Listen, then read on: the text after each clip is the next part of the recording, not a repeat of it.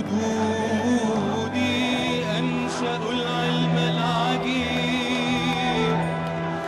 ومجرى النيل في القرآن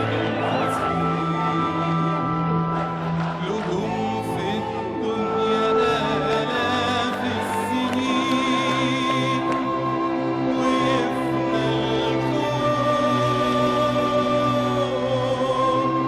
وهم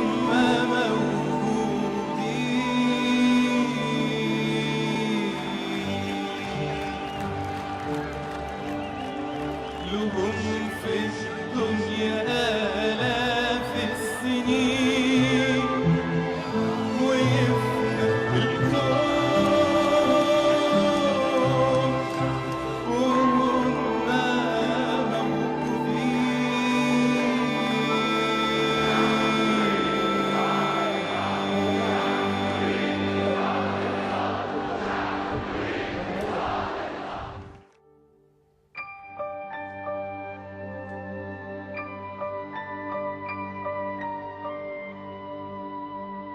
فدي يوم 25 النهارده طبعا. انا طبعا في البدايه انا هشارك، يمكن احنا هنشارك النهارده في المنصوره مش في الدقهليه، مش في القاهره، احنا هنشارك في المنصوره واحنا سته من الموضوع. والامن نزل طبعا امبارح يقبض علينا ما كانش خد والد بدري. المهم يعني اللي حصل. فاحنا هنشارك.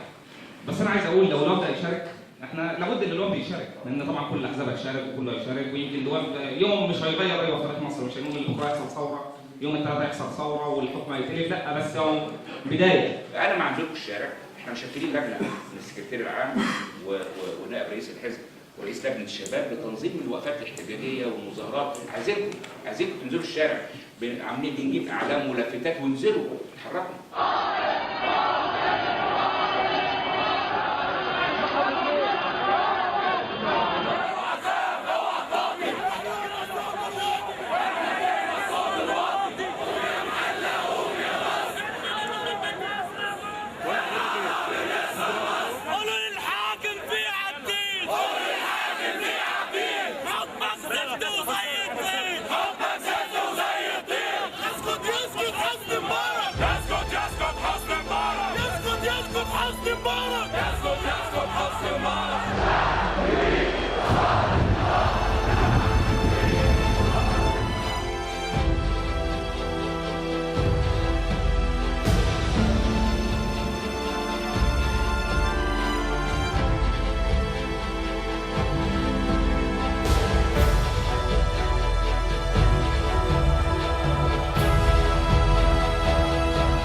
الوفد يطالب بما يلي: أولاً، تشكيل حكومة إنقاذ وطني تحقق آمال الأمة في الإصلاح الحقيقي الذي يبث الأمل ويقضي على حالة اليأس والإحباط التي تمكنت من المصريين.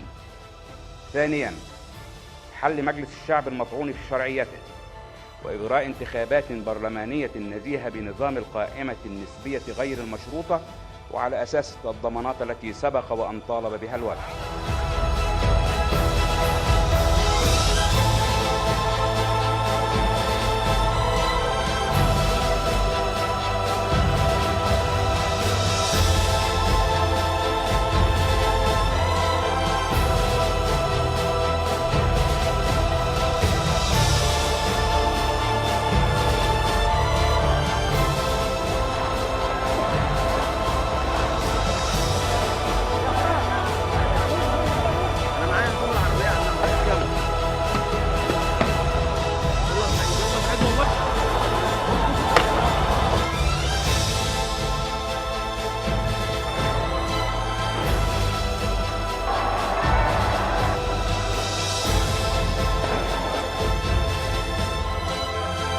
وأنا هنا من حزب الوفد أناشد شباب مصر الواعي والذي حول التغيير من رغبة وحلم إلى إرادة وواقع. أناشده أن ينضم إلى اللجنة الشعبية لحماية مصر، والتي تتكون من كافة الحركات الشبابية والقوى والأحزاب السياسية، والتي تتخذ من بيت الأمة مقرا له.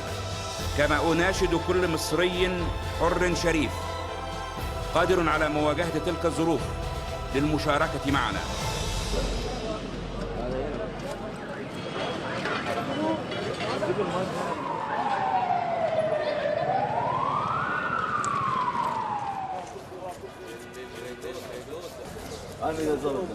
يعلن الائتلاف الوطني للتغيير أنه في ظل الأحداث العصيبة التي يمر بها الوطن والتي تتسارع وتيرتها وتوافقا مع مطالب القوى الوطنية للتغيير، يدعو الائتلاف إلى الاستجابة إلى مطالب الشعب والتي أسقطت شرعية رئيس الجمهورية وأصبح عليه ترك منصبه.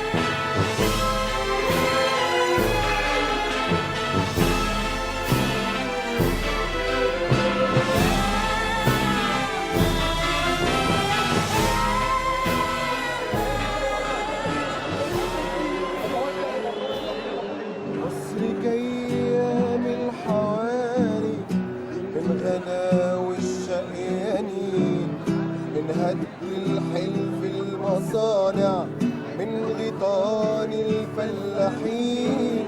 مصر جاية من الحواري من غنى الشقيانين، من هد الحلف المصانع من غيطان الفلاحين. قوم يا مصري، مصر قامت، مصر تعبت لما نامت. قوم يا مصري، مصر قامت، مصر تعبت لما نامت. علي صوت الثورة فوق، صوت اللي سارقين الغنى من كل أحلام السنين.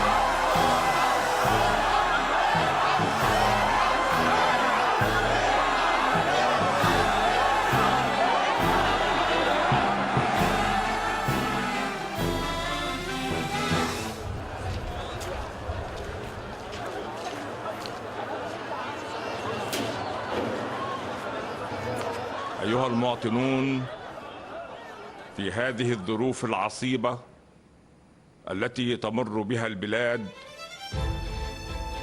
قرر الرئيس محمد حسني مبارك تخليه عن منصب رئيس الجمهورية، وكلف المجلس الأعلى للقوات المسلحة لإدارة شؤون البلاد، والله الموفق والمستعان.